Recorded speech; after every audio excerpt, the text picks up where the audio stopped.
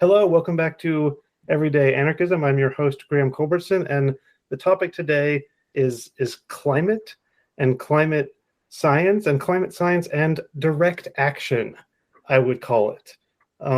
So my guests today are three climate scientists who have gained a certain amount of infamy, let's say, or perhaps fame on my end for an article they wrote suggesting that it is time for climate scientists to stop doing science as usual and start doing what I would say is direct action in the great anarchist tradition. So, Bruce, if you want to start by introducing yourself and telling a little bit about how this came to be, and then we'll get Ian and Tim involved as this goes along.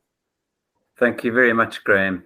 So my name is Bruce Glavovich, and I'm based at a university in New Zealand, and have been working with local communities in trying to address issues of sustainability, environmental responsibility, in the face of climate change and other global change, and really looking at the intersection of involvement of local people in decision-making around these difficult issues.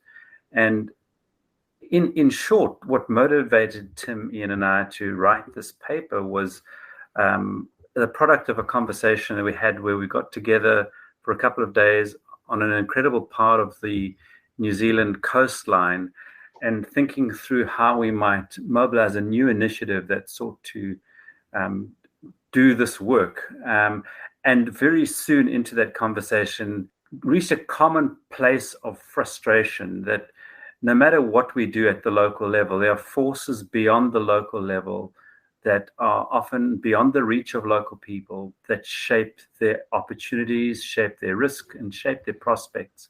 And in a sense, part of what we do as climate change scientists, as environmental scientists, as activists, as pracademics, is that we end up doing potentially very little other than science as usual, a bit like business as usual.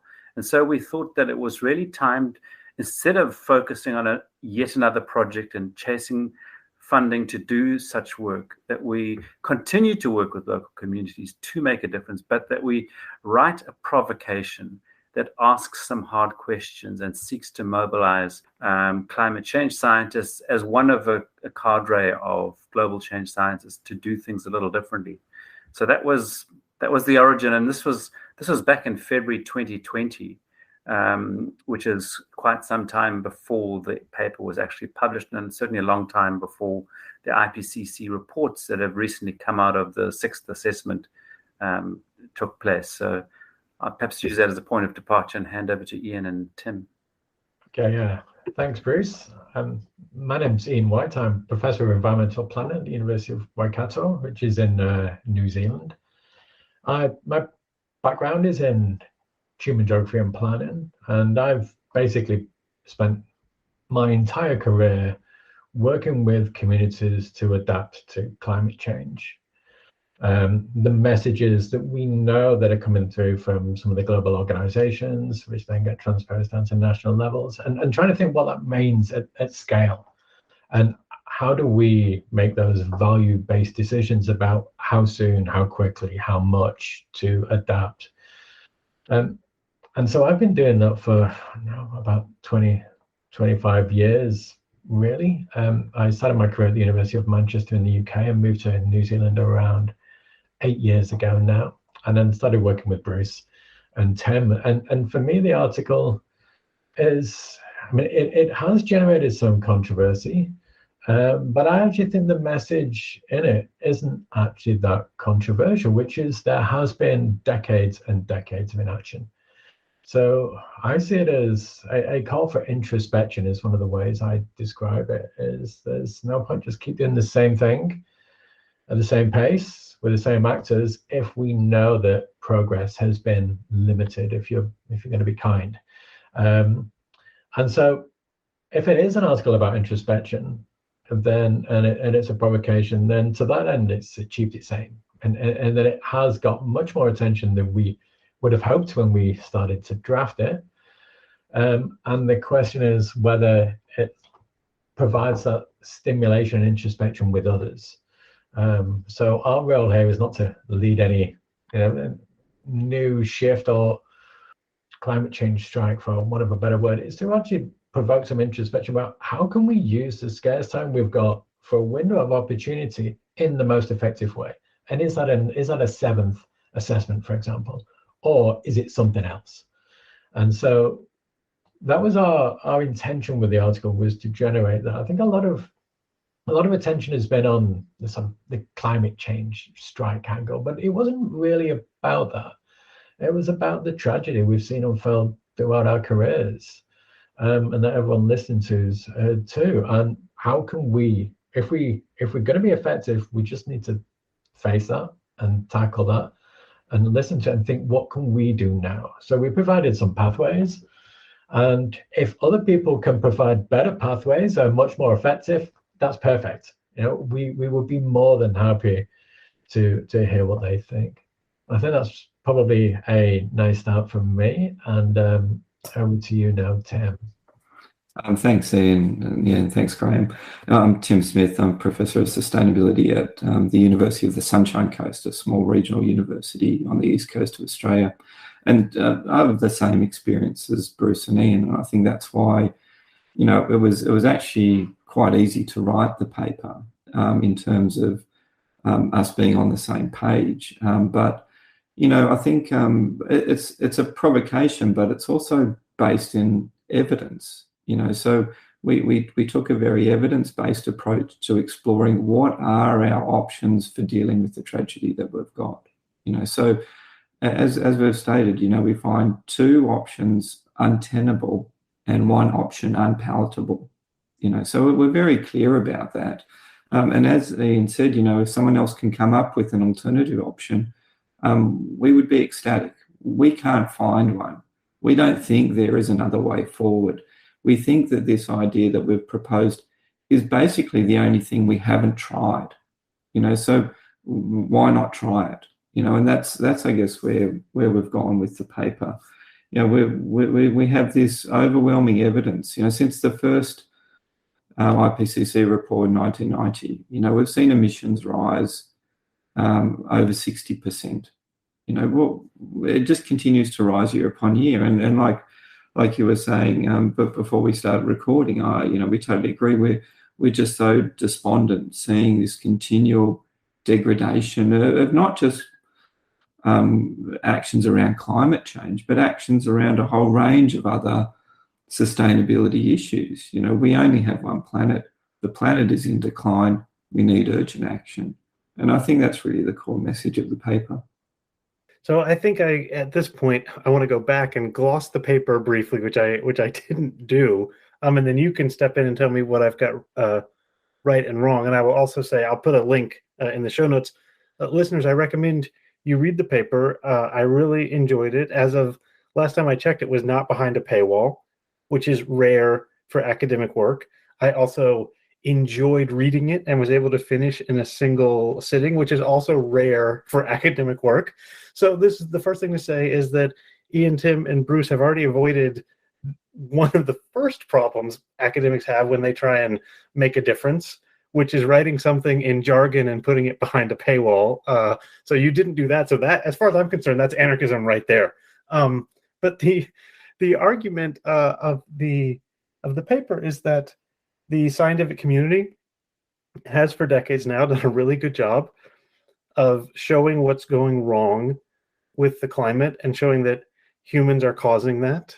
And it has not made a difference in political reality or in policy. Things have not changed. The society-science contract that you discuss, the scientists provide the information, and then the politicians fix the problem.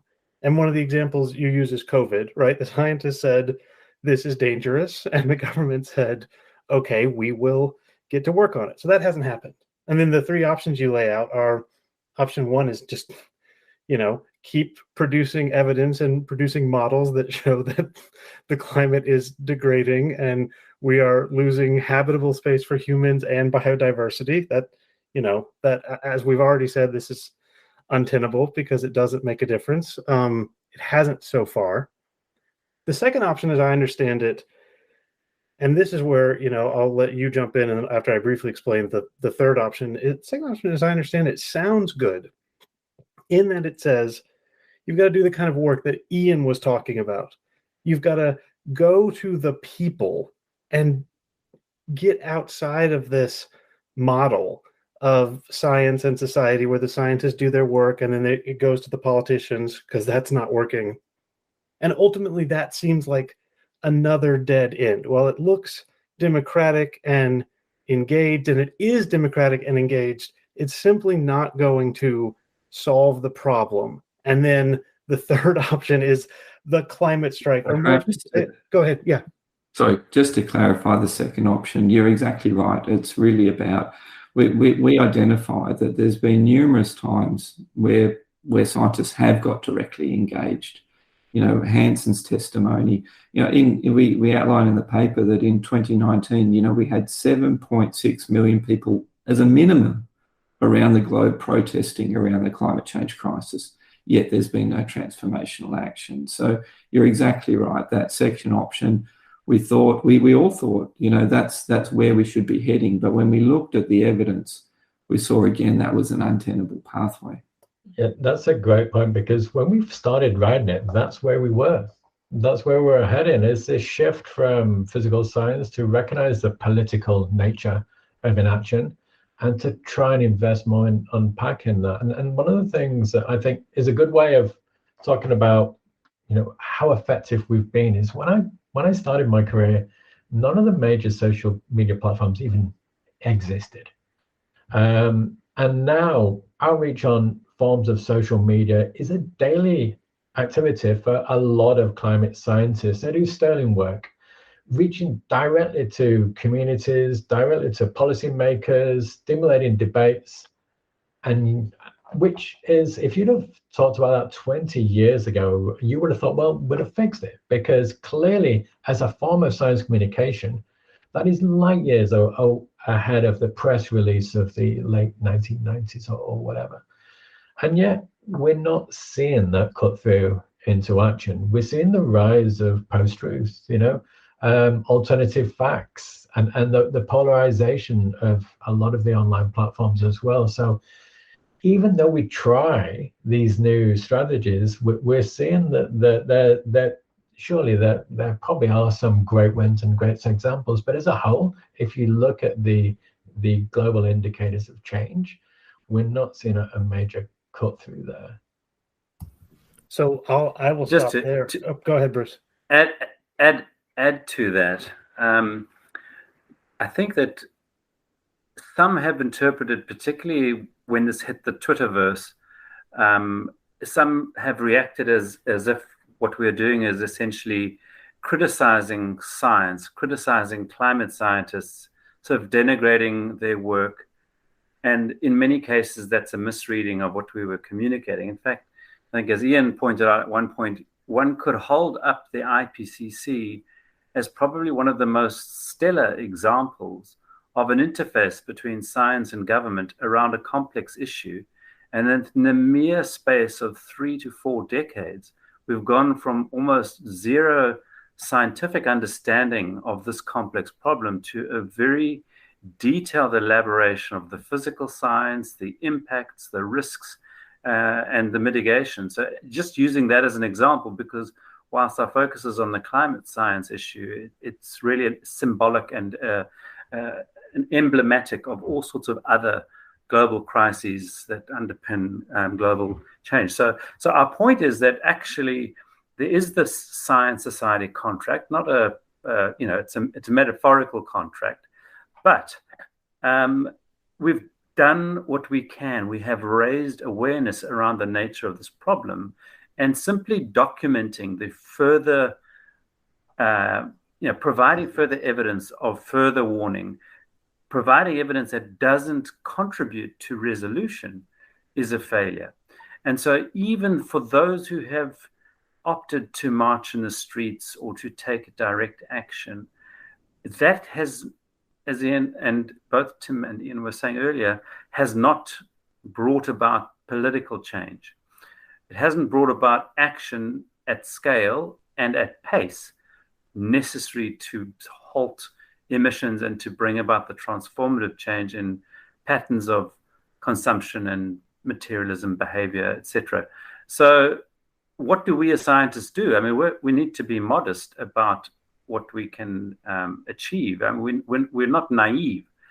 All three of us have worked at the science policy, science politics interface. We know that our voice has limited reach and influence. But if the climate science community were to mobilize en masse and say, enough, now it's time to stop merely documenting the decline.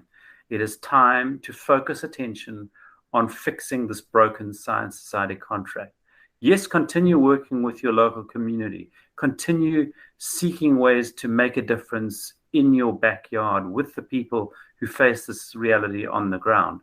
But at a wider science community level, let's shake to the core the complacency that exists amongst many scientists about just carrying on, chasing the next grant, writing the next paper, and so on. And even for those who've taken to trying to apply their research in a more effective and pragmatic way and who are marching, that is itself is also perhaps not enough. Maybe what it will take is a literal call to a halt of this work that is essentially now merely documenting the decline.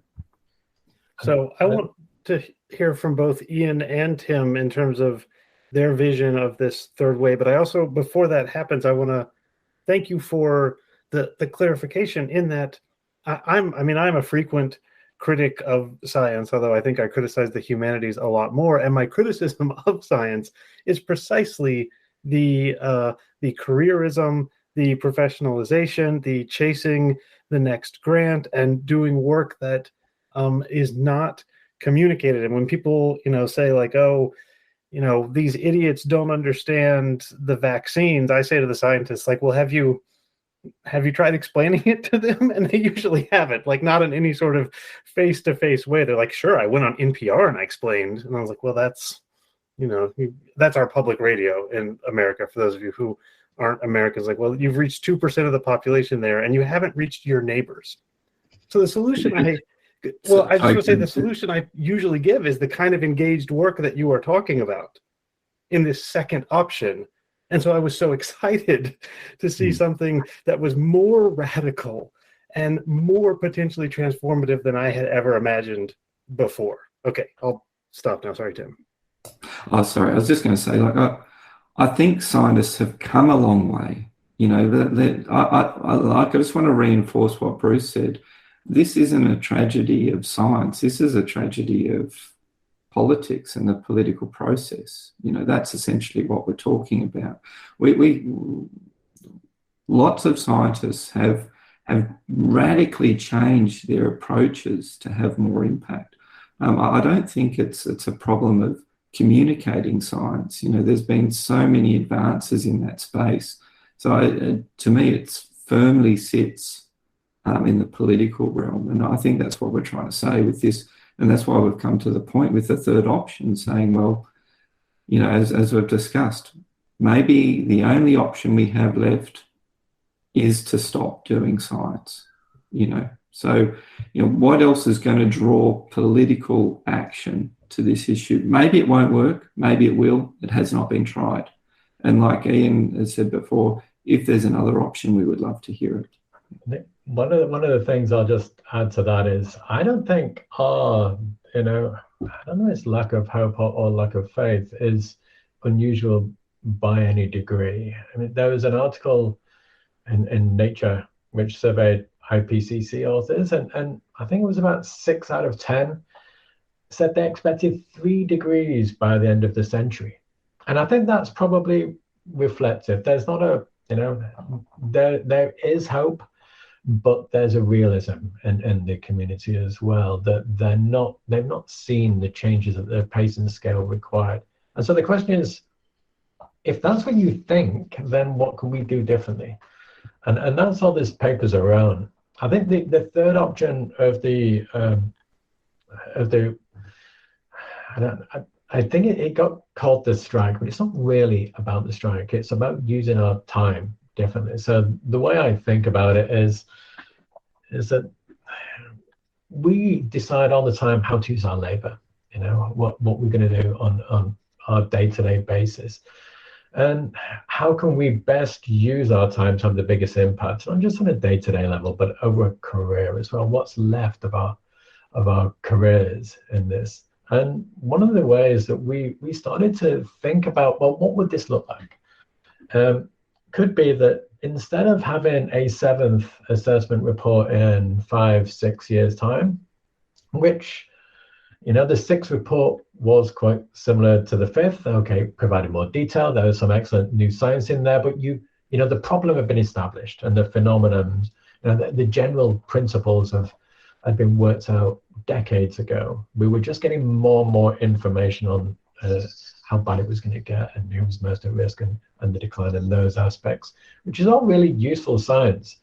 But if we wait another 5 or 6 years, what does that mean for the planet, future generations, the biosphere and species and all those aspects that don't necessarily have a voice? And so thinking about there was an article by Naomi Oreskes, which was quite controversial in itself about a year ago, which was talking about Working Group 1 of the IPCC report. Basically, it's done its job. It's set out to establish the fundamental principles and done it excellently. So the question is, should that carry on ad infinitum? Or what message would we send if we, the scientists, closed that down and said, the job's done? In everyday science, we respond to policymakers. They tell us what's of value. We respond to calls. We put bids together. Imagine if the scientific community got together and said, we've established this. We don't want to research this anymore. We want to focus on the solution in action. And as Tim said, we could have called the paper not the tragedy of climate science, but the tragedy of climate change politics, because that's what it's about. The scientific community has responded amazingly well in providing the fundamental underpinning evidence, but that has not been acted on at the pace and scale required. I think another thing just to add to this mix is, whilst we use the example of climate change, there are many other connected crises. And so it is a much more challenging reality. In the case of climate change, we have an established institutional architecture that brings science and policy advisors and governments together through the IPCC process, through the UNFCCC process. And so the fact that it has failed to generate the action necessary is, from my vantage point, doubly troubling, because policy advisors, governments have signed off on IPCC science since 1990. The misnomer for some, they think that IPCC is a science organization. It's a science policy organization. Science is synthesized, summarized, assessed, and governments sign off on that. So that governments have understood the fundamental nature of this problem for the over 3 decades. And despite that, we've gone through 26 Conference of Party meetings, and still we are seeing governments sit on their hands in making the changes necessary.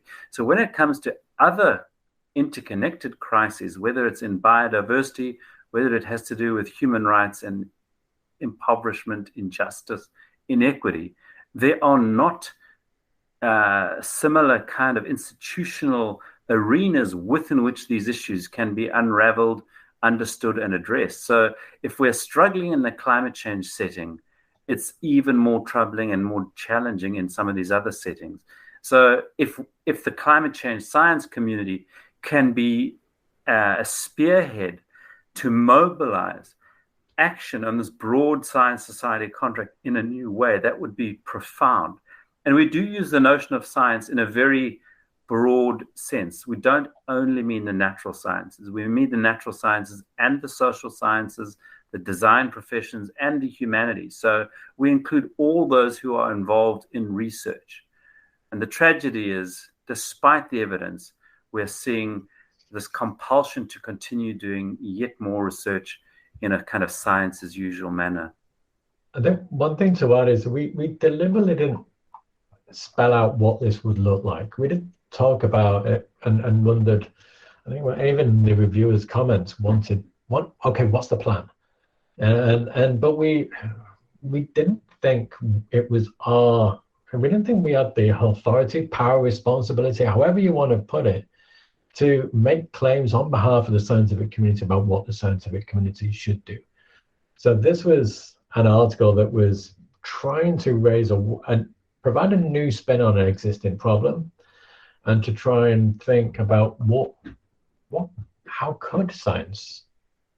how could we do things differently, and what would that look like?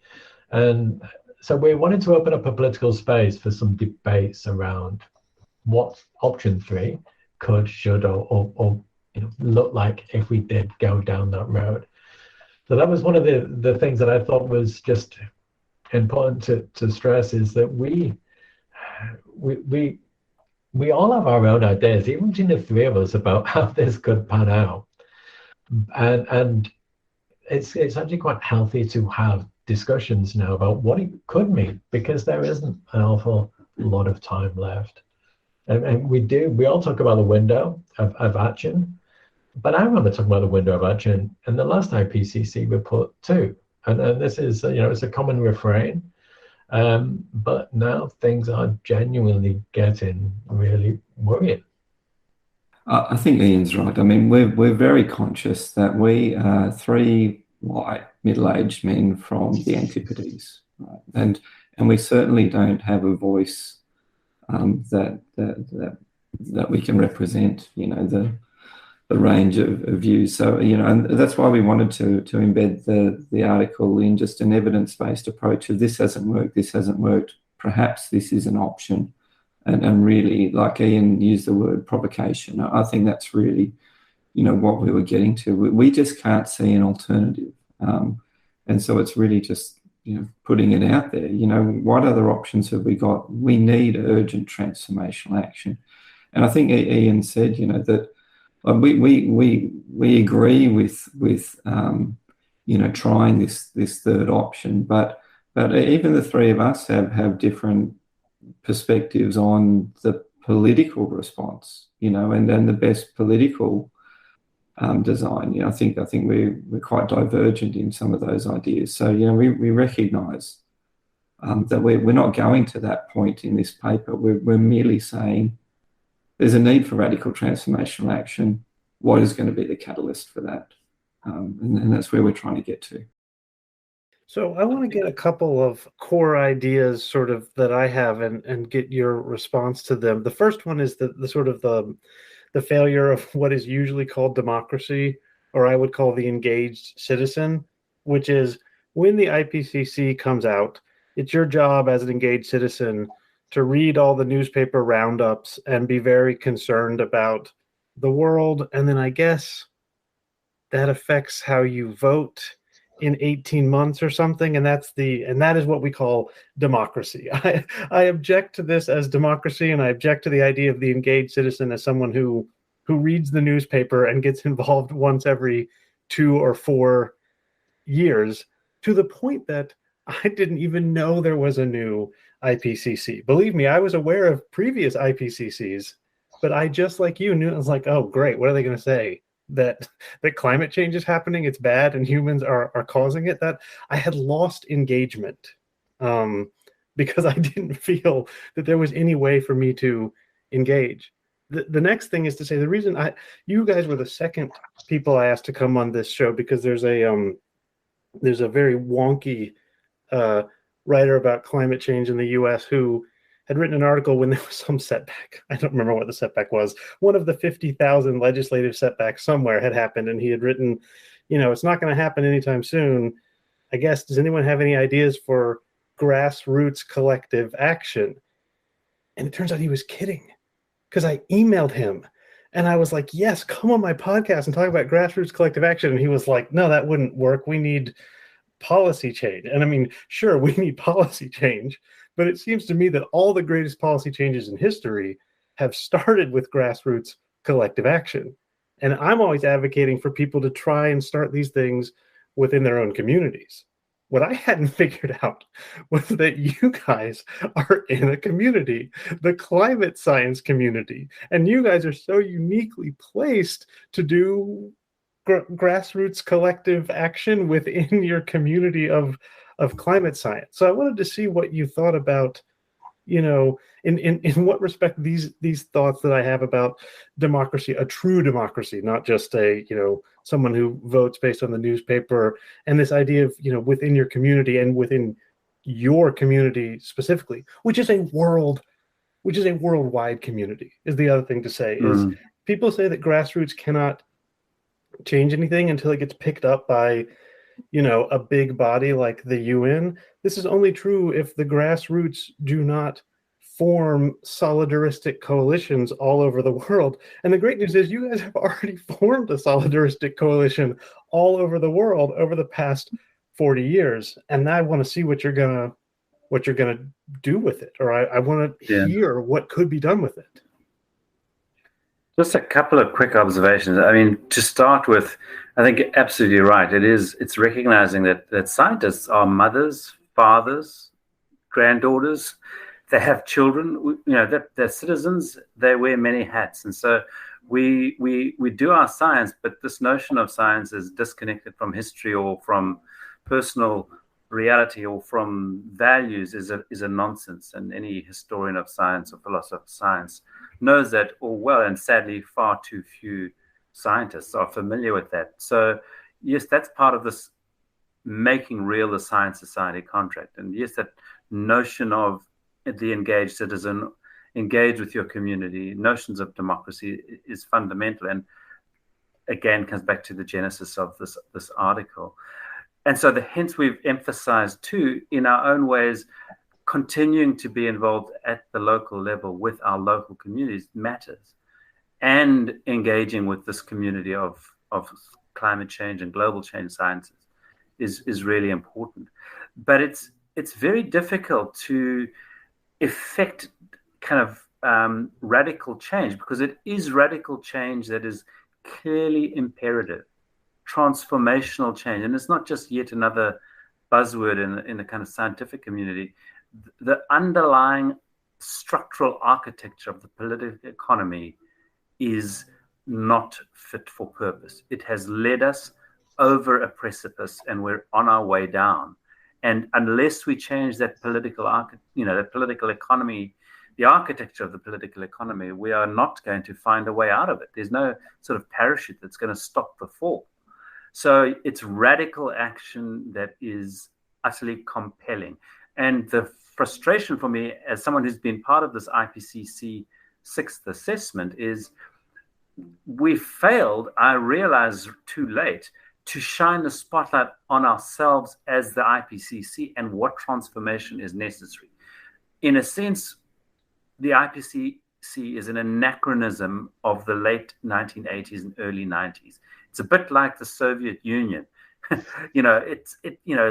It's not fit for purpose now. We need something that is fit in terms of the IPCC, something fit for purpose, something much more radical. And so the synthesis report that is about to be finalized, that brings together all of the insights from the 6th assessment, is not going to say a damn thing about how the IPCC needs to transform. What an oversight. Hundreds of scientists have assessed the literature, and we have not shone that spotlight on the institution that is driving the IPCC. So, it is a necessity to think at a structural level and how we can leverage the influence and the capabilities and the divergent views of the climate science community in this particular tragedy to be able to effect change. I think that's a really important point, Bruce. What I'd add to it is that even the citizens have marched. I've marched. And I've been on numbers of marches on a number of things. It's not just regarding climate change. And there's a hope and an optimism when you're on a march that this is, how can they ignore this? But these marches occur within a political economy that we know has structures and power relations that I find it difficult to react to citizen involvement because of the way that things are structured. Sometimes I think there's this implicit trust in the nature of modernity and government that if we march, they will listen. But there's a lot of examples where that doesn't occur. And so one of the things that we're doing in this paper is to shine a spotlight on structures. The structures of science, the nature of science, and its relationship to society. And I'm a big fan of citizen action, and I do have faith in grassroots resistance and disruption, but you've also got to be realistic that we have new groups like Extinction Rebellion, which just simply did not exist. And they exist because there's this lack, and because we're seeing scientist rebellion as well as Extinction Rebellion now, and it's the nature of the spectrum. As in the same way that we are part of a community of scientists, we're not representative of that community. There's a spectrum of political views, some more conservative, some more radical, in the same way that there is in any grouping of society. And so one of the things that we've been trying to push, for example, is one of the pushbacks on the paper has been, this is not our job. Scientists do science, politicians do politics. Get back in your box, realize that that's not our call.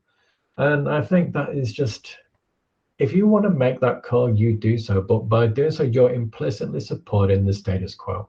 And you need to acknowledge that and own that.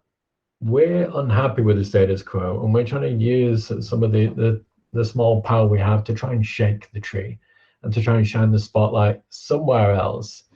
And if, as a result of that, we do see, and I do expect scientists to be more political over the coming decades, then I think that's just part of how a community responds to change when there's not a consensus that we should all be the same. So I think that's the other thing. If you want to be a scientist and do science your way, that's fine, but provide space for other people to do it their way too. Yeah, I think following on from Ian, there's a few things. Well, first of all, the climate change science community is huge. It's a massive community. There are thousands and thousands of people. So obviously we're not going to represent that diversity.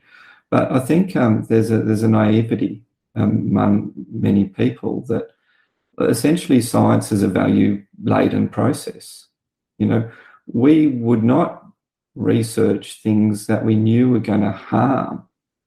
It's value-laden from the questions you pose, the topics you research, to the methodology you choose, and so on. Every step of the process is value-laden. It's naive not to think otherwise.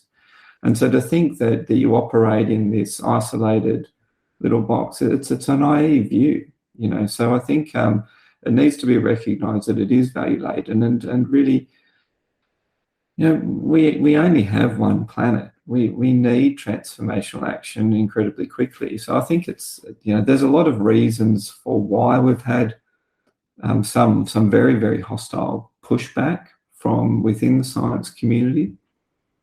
Obviously people define themselves in many cases by their profession and their job, their status, a whole range of other things, their livelihoods built into that. And we recognise that. But at the end of the day, these are bigger issues that we're dealing with. Are we going to head towards extinction? We're rapidly moving in that direction. So, I think it's really a matter of looking at the bigger picture and what we needed to get there. I just wanted to highlight, that there is some difference in the way that we look at things. And both you, Graham, and Bruce have mentioned democracy. I don't believe democracy is the solution to these issues. I think that democracy has failed, and this is representative democracy has failed, but I think more generally, democracy as a principle as a popularist form of governance has failed. And this just highlights that. So I think, there's probably some differences in the way that we think about the political solution. But I think at the end of the day, what Ian, Bruce and I agree with is that we need to focus our attention now on working with local communities that are being directly affected by these issues and try to help them reduce their vulnerabilities as best as we can. And that's where I think the three of us are focusing our attentions. I'll pick up that provocation because I think that Ian, and I suspect you, Graham, and Tim and I would agree that democracy as it's manifest in the current practical reality of it is fundamentally flawed. I mean, it's captured by corporate and political and power interests. It is so for me, a radical or deep democracy is something that would makes sense. I still do have faith in ordinary people. I would not be keen to have governance by an elite of any shape or form, or authoritarianism, and securing the common interest is something that requires some kind of collective action. So you need some mechanism to enable that collective action. It doesn't. I'm utterly opposed to globalized neoliberalism, which assumes that individuals pursuing their own self-interest will secure global well-being. And I mean, for me, that's an utter patent failure and it's utter nonsense. But it underscores the radical challenge that we have, coming back to the kind of structural architecture of the political economy, not just the economy. It's the political system, the nation state, etc., that has failed here. And when you have the Secretary General of the UN, a conservative political person, these are his words. When he read probably the summary for policymakers for the Working Group 2 report that came out end of February, he basically said, how did he put it? I've read many scientific reports in my time, none as damning as this. It is an atlas of human suffering and a damning indictment of failed climate leadership. I would have liked to have quoted that if we'd written our paper late last year. But the reality is that this is recognized even in the most conservative corners of politics. We've had a recent Australian Prime Minister, a conservative Prime Minister, publish a book exposing how politics is captured by interests that perpetuate greenhouse gas emissions and irresponsible climate choices. So the whole system is patently and fatally flawed. And so, it's a radical action that is necessary, however one might frame that. Maybe I shouldn't have used the word democracy at any point, although I do think maybe Bruce used it first. There's roughly two positions on democracy in the anarchist movement, which is one, democracy is bad. Look at all the terrible shit it's done. And two, democracy is great. And this thing that is called democracy is better described as neoliberal capitalism or voting-based authoritarianism or something like that. I would say, Tim, if you think that the answer is to work with your local communities, that's what I would count that as democracy. And now I'll give you a chance to respond if you want. Look, I don't think so. I don't think democracy has any place in an anarchist philosophy.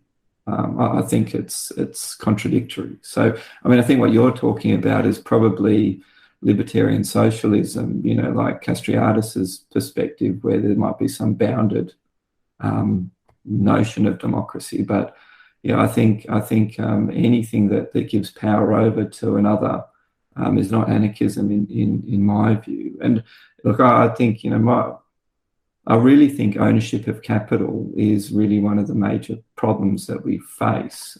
That's my personal view. But I identify probably somewhere between green anarchism and eco-anarchism. I think Murray Bookchin is probably too focused on technological solutions, but Freddie Perlman and John Zephyr, they're more probably focused on a more just totally discarding civilization, and I think that there needs to be probably somewhere in the middle. But, a lot of the concepts of anarchism, like what we're talking about, grassroots, more localized approaches like Leopold Kohr, for instance, I think is totally relevant to our discussions. But, I think that at the end of the day, this idea of subsidiarity is really important, that decisions at least need to be made at the scale at which they affect people, So I think we're all committed to working with local communities. I mean, we're working with some very, very vulnerable communities that are undergoing rapid change, So, I feel duty-bound to try to have an impact through what I do. And I think Ian and Bruce are the same, that we're cognizant of the situation and essentially we want to have impact. We want to help. We want to reduce vulnerabilities. Vulnerabilities is another interesting concept. I mean, I'm working on a project looking at saying that, perhaps not all vulnerabilities are bad, and we look at vulnerabilities in a very normative way, but that's another podcast, I think. But, at the end of the day, I think we're all focused on really trying to have influence at the local levels with small collectives of people, like you say. I think scale is a major consideration for what works and what doesn't work. But I've probably said too much. I would just say, I'm going to let Ian weigh in here in a second, but I would say, Tim, this sounds like another podcast, and it's one that I would be happy to do if you want to come talk about, this set of ideas and where it does or does not intersect with democracy and sort of anarcho-primitivism and all of this set of stuff. This would be very interesting to me. I haven't done an episode on it yet, but I think you and I can talk about that later as opposed to during this conversation. Thank you, Tim. Ian, did you want to jump in here? Yeah, just a small point that I've just been, it's been a really interesting discussion the way we've ended up in this area, thinking about democracy and hierarchy as well, which is sort of implicit in the idea of marches, is that there is a process and a structure by which marches have voice and become given power. And so it's about what kind of democracy do we have in mind when we're discussing it, and because it occurs within structures and it is constrained by those structures. We have democracy as usual, just as science as usual. We have, the election cycles, which we know are short-termist.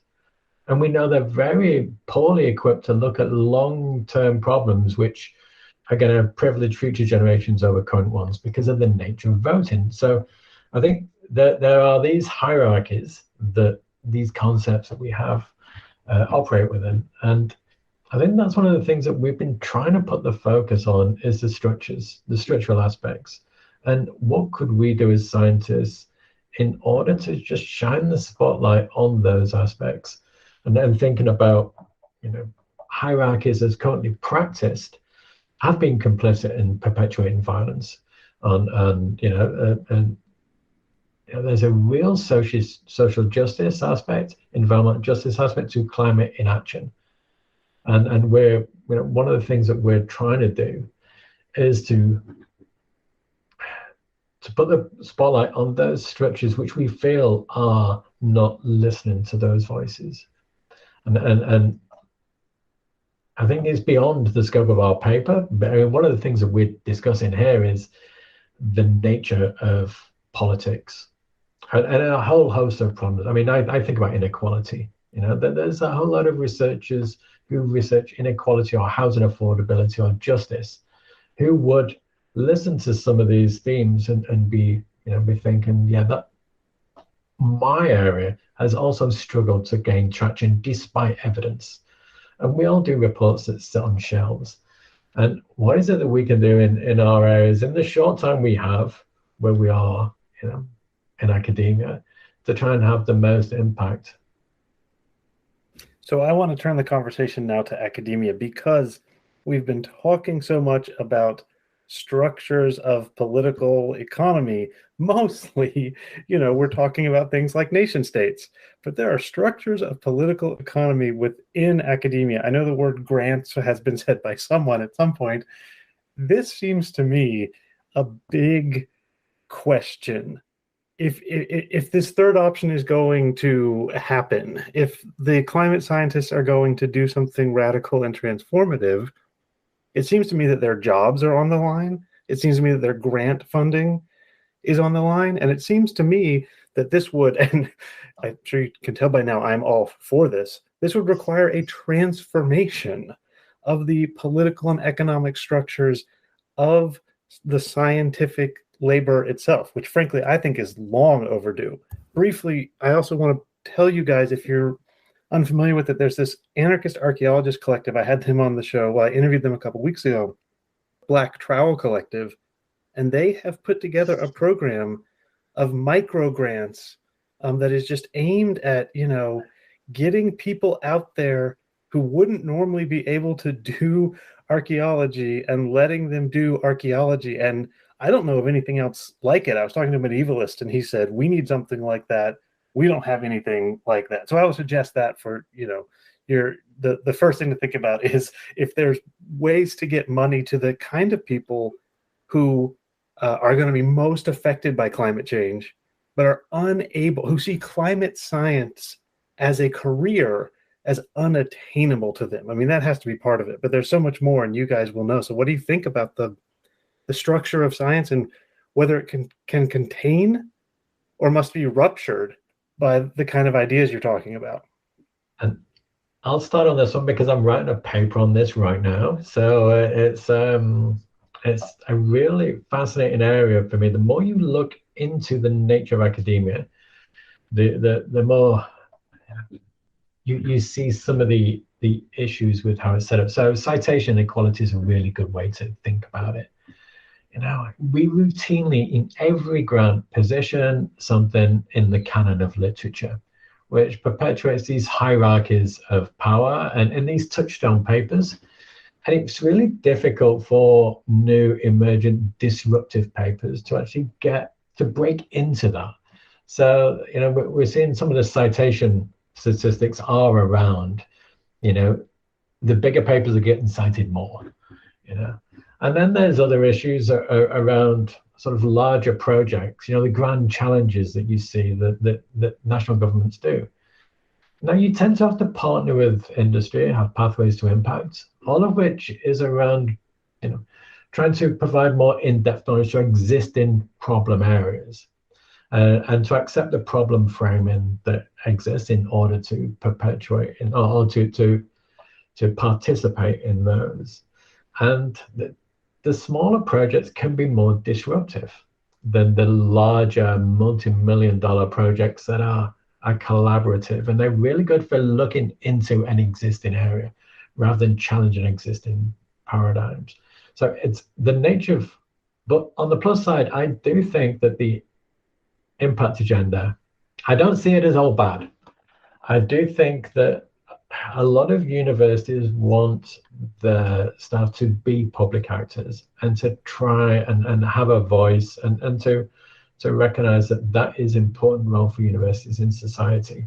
And I think the idea of impact in all its wider forms is part of what we're doing today. We're trying to not necessarily just write an article and leave it on a shelf. We're trying to make it real for people and to try and discuss it on a wider basis. So that's just some initial thoughts on the nature of science, I think. I could add a comment in terms of, whilst we've made this sort of dichotomy between the science-society contract, I mean, scientists are also members of society. And so we have a foot in both camps of the science-society contract. And part of the tension and the dilemmas that we face in dealing with these challenges, I mean, how do we live more lightly on the earth in an era of consumerism and materialism where it's very hard not to use a car? I mean, New Zealand our public transport system is really pretty pathetic. So there are these tensions, and those tensions manifest in universities and in research organizations in the tertiary sector in profound ways. These organizations have been neoliberalized. The center grows more than the academic area. The incentives and the processes of promotion are genderized. There are all sorts of isms that are associated with the structures that are part of the very same set of structural problems that we face to change the way we live on the earth and live together. And so I think that to fulfill the sort of idealized aspirational role of the academic as a critic and conscience of society is a constant struggle in every realm, especially in an age of post-truth and globalized neoliberalism, including in the organizations that we work in. And on a positive note, there are ongoing questions and efforts to try and reverse some of the most destructive elements of those isms. New Zealand, if you look at what's happened with the universities here since the 1990s, there's been a significant shift away from some of the worst excesses of neoliberal cuts and so on. It's an uphill battle. I mean, for me, it's clear it's an ongoing struggle, and it requires a much more critical way of thinking about our endeavors, both in our scholarship and in our practice as academics, in our teaching, as our interface with the university administrative organization and structure as well. Look, I don't even know where to start with this idea of academia and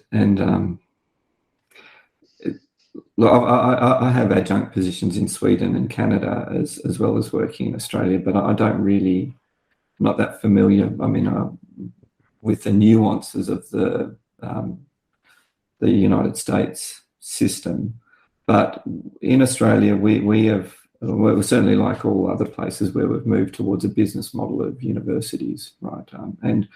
But beyond that, there has been so much political interference in the academic institutions in Australia. And just two examples of this recently. The Australian government has changed the fees that students pay for STEM, science, technology, engineering, maths related courses, and made it far cheaper to do a STEM related degree than to do an arts and humanities degree. So it can cost you 3 times as much to do an arts degree as to do a STEM degree in Australia now.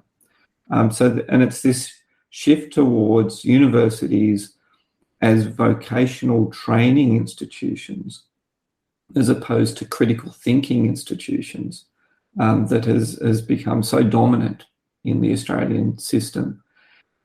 The second example is political interference in academic research grants. So in Australia, in the last round of the major Australian Research Council grants, there were 6 grants vetoed by the minister after extensive peer review, after College of Expert assessments and so on. After very rigorous processes, the minister at the last minute vetoed 6 grants. They were all in the arts and social sciences.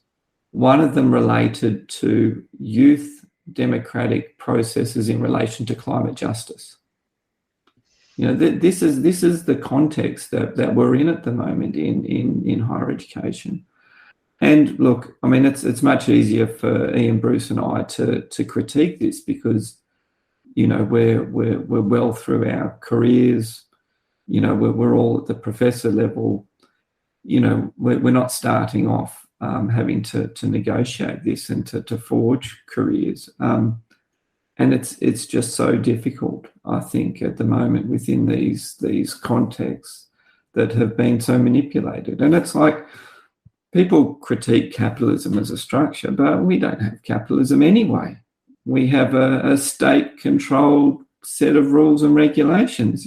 So I mean, there's this joke that there's this free market that exists. I mean, there's obviously lots of problems with the free market anyway, but what we have is a government manipulated system, and that's the same for academia. So, I think it's very difficult to be positive in this scenario. There is still latitude for working on issues to have impact, and there are metrics that are coming into play that universities are becoming more interested in Australia, like impact measures. We have the Times Higher Education impact measures around the Sustainable Development Goals, for instance, but they're not attached to any funding revenue streams. So, they're a good thing to say your university's done well. I mean, my university ranked 3rd in the world for life below water, 5th in the world for life on land. It was fantastic for a small regional little university, but there's no revenue streams associated with it. So it's a good thing to have, but it's not core business, right? So there's just lots and lots of layers upon layers of issues. But I know Ian's jumping to say something. So but even before Ian, I just have to jump in and say, Tim, that was I would say roughly every 2 or 3 episodes I say that capitalism may or may not be bad, but we don't know because we've never tried it. So thank you for getting that in there. That whatever this is, it is not capitalism. It unleashes capital in a form of capitalist corporate governmental collusion exploitation. That's what it is. I'll put that on a business card. I think one thing I just wanted to add was I don't know whether sort of any of you have looked across this before, but you probably it will feel right to you, is that if you look at the nature of academic productivity, it has increased year on year on year in a way that the private sector would look upon with envy. By any metric you have, we produce more and more articles in every field. We've generated more and more knowledge, and you might have some discussions around how we package that up and in accordance to to have the major impact on our own productivity. But as an industry or a sector, academia has been hugely successfully generating knowledge. The question is, what form is that knowledge in? And is it behind paywalls? Is there almost too much? How have we generated so much knowledge and yet the impacts are going south in a lot of areas? There's something at the interface between the generation of knowledge and its action that is really interesting at this point of our time in society, because we've never known as much about things as we do now. And next year we'll know even more. And all the time that we're being kept busy producing things, maybe we need more space to reflect on what it is that we've produced and how we can use that to open up these more radical spaces rather than this sort of treadmill of production that is just keeping us busy producing knowledge and reducing the time to act on that knowledge. Yeah, and one of the earliest guests I had on this podcast is Liz Morrish, who works in critical university studies, and her work has emphasized the human cost, the dreadful human cost of that treadmill of production, the lives that have been only half lived, or that have been, sidetracked or even destroyed by mental illness in an attempt to, keep that impact score up. And that is I would say that's a topic for a whole other episode, but actually I, in fact, did that entire episode. So the listeners, if you haven't listened to it, Liz Morrish, Critical University Studies, it was a fantastic conversation. So we've been talking for a while. This has been amazing. I mean, as soon as I read the New York Times profile of you guys, I thought that you were the right ones, but this has been beyond my expectations. And at least Tim, I think, has to come back on the show. You'll all be hearing from me. So this is the part where we just move towards wrapping up. And so I always say, like, what's left to say that we haven't said, or what would you like to leave the listeners with? Maybe I can kick off. As has been pointed out, we share a number of common perspectives, but we have differing views, and are active in different ways in different settings. I've been neck deep in the IPCC in the last 6 or 7 years, and we've just come out of the 6th assessment cycle, bar the delivery of the synthesis report, which pulls all the reports together. And I'm more convinced than ever, by an intimate understanding of the messaging and the science on a level that is impossible to get familiar with unless you're in it.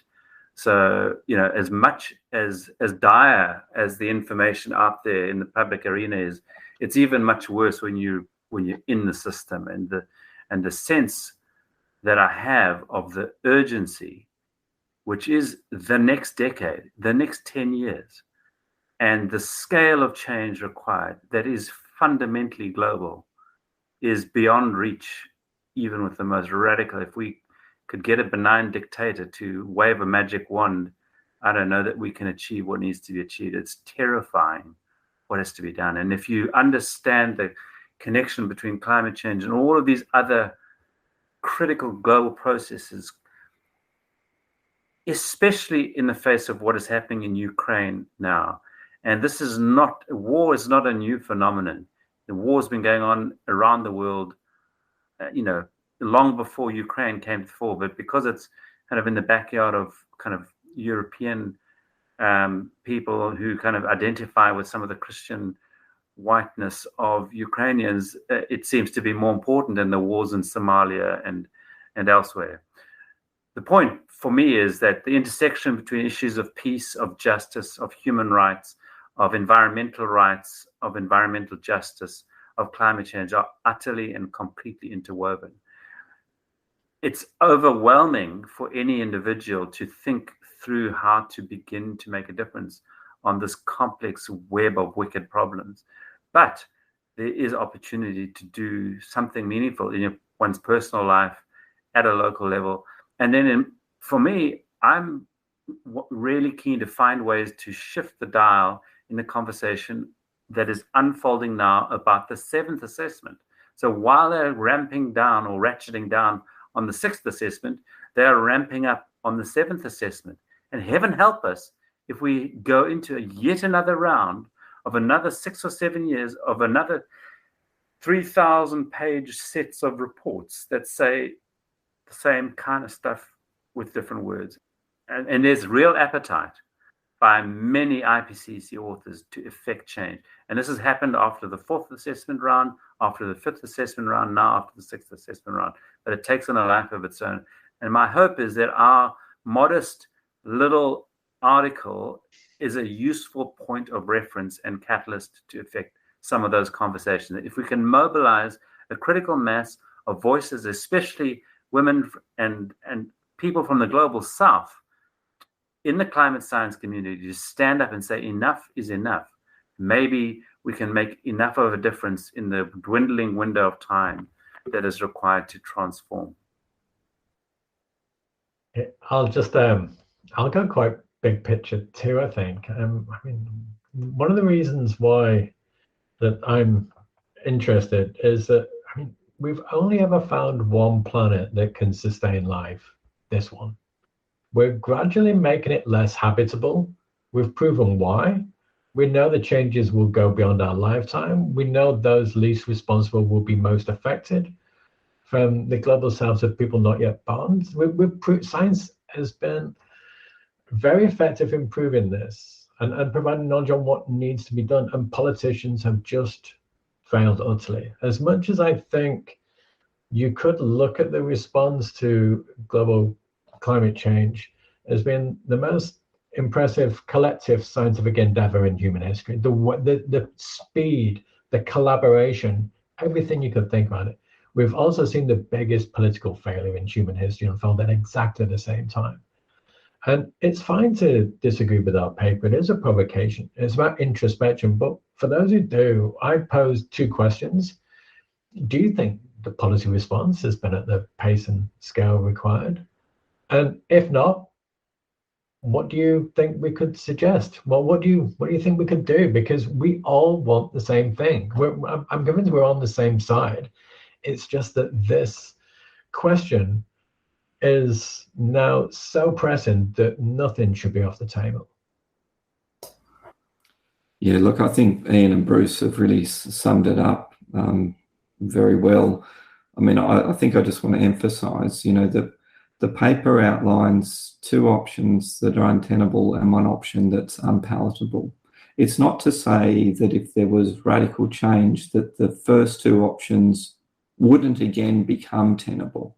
And I think, when you're talking about, what does this pause mean? Is it going to destroy careers and so on? It's not necessarily that those things will stop forever.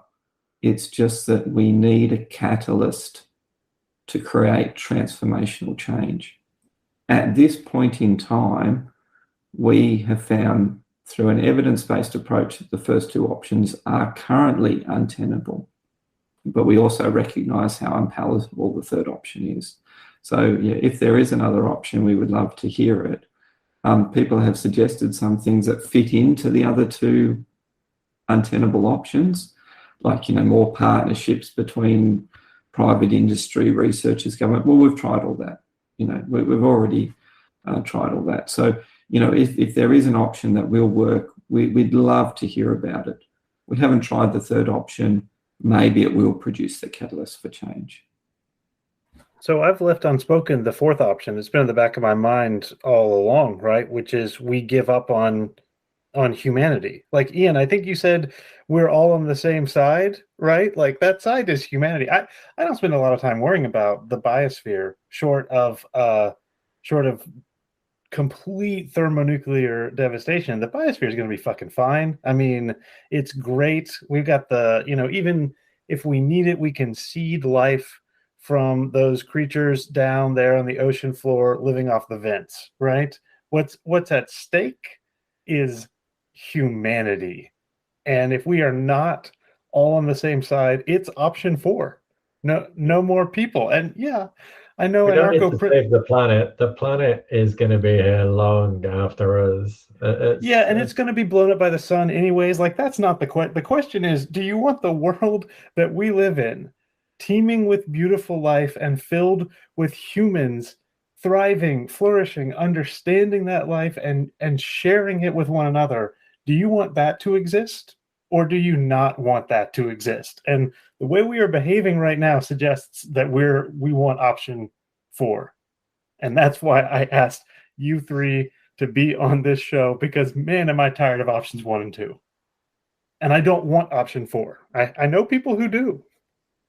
I might even get the last word. I didn't mean for that. That was probably a nice end, Graham. I think you did the editing anyway, so I think you got the power over the last word.